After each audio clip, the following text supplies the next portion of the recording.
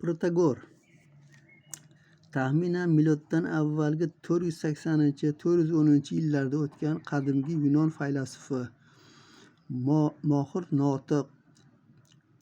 Protagor Abdera shahrida tug'ilgan. U sofistlardan bo'lib,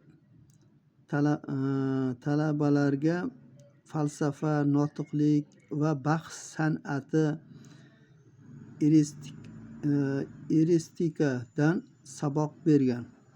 Sofist qadimiy yunoncha so'z bo'lib, usta, yaratuvchi, ixtirochi, donishmand degan ma'nolarni anglatadi. Ammo miloddan avvalgi 5-asrning ikkinchi yarmidan bu so'z alohida ma'no kasb eta boshladi. Ya'ni falsafa, notiqlik va bahs san'atida pullik saboq beruvchilar sofistlar deb atala boshladi. Protagorni 411-yilda dahriylikda ayblashdi. Uning Tangrilar haqida deb nomlanuvchi kitobi yoqib yuborildi. O'zi o'lim jazosiga hukm etildi. Ammo hukm bekor qilinib, Protagor afv etildi va Afinadan badarg'a qilindi. Protagor 410-yilda Janubiy Italiyadan Sitsiliyaga ketayotib, Messin bo'g'ozida suvga cho'kib halok bo'ldi. Uning quyidagi asarlari ma'lum: Tangrilar haqida, bahs ilmi, narsalarning ibtidoiy tartibi to'g'risida, davlat to'g'risida, buyuk so'z, mohiyat haqida va boshqalar. Endi uni hikmatlaridan. Irlandiyaning Hein and Sone deb ataluvchi kema qatnovi birlashmasining tamg'asida qo'l panjasi va 3 tomchi qon surati tasvirlangan. Bu belgi zamirida Protagor uchun muammo hisoblangan masalaning mohiyati aks etgan tarixiy voqea yotadi.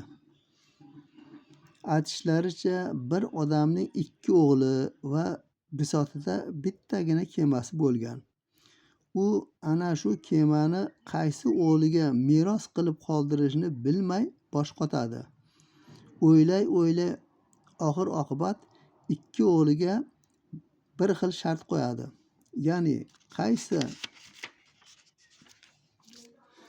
qaysi biri kemaning yon chekkasiga birinchi bo'lib qo'lini tekkizsa, kema o'shanga nasib etishini ma'lum qiladi. Belgilangan kuni 2 o'g'li 2 qayiqqa o'tirib, kema tomon zo'r berib eshkak esha boshlaydilar. Akasi ancha ilgarilab ketganini ko'rgan kenja o'g'il boltani olib, bir qo'lini panjasini chopadi. So'ng kesilgan panjani kema tomon uloqtiradi.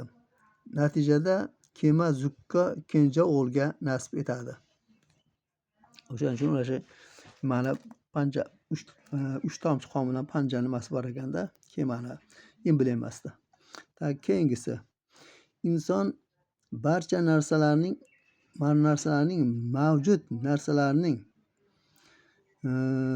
mavjudligini va nomavjud narsalarning nomavjudligini belgilovchi omildir. Inson endi aqlni xuddi undan oldingi haligi faylasuf haligi yaxshi aqlli so'zlar aytgandek, ba'zilari mulohaza qiladigan so'zlarda yozganlari bor ekan.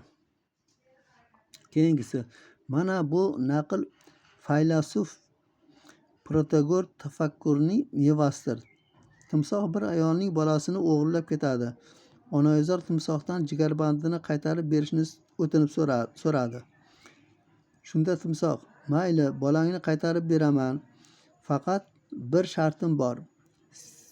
Sen menga haqiqatni aytishing kerak", dedi. Ayol bir oz o'ylanib dedi: lekin baribir sen menga bolamni qaytarmaysan. Demak, so'zingdan ko'rinadiki, haqiqatni aytmasligingdan qat'iy nazar bolangni qaytarolmayman. Negaki, agar sening hozirgina og'zingdan chiqqan so'zlar haqiqat bo'lsa, unga muvofiq bolangni senga qaytarolmasligim kerak. Bordiyu so'zlaring haqiqatligini inkor etsang ham farzandingni qaytarib berolmayman. Chunki sen mening shartimni bajarmagan bo'lasan.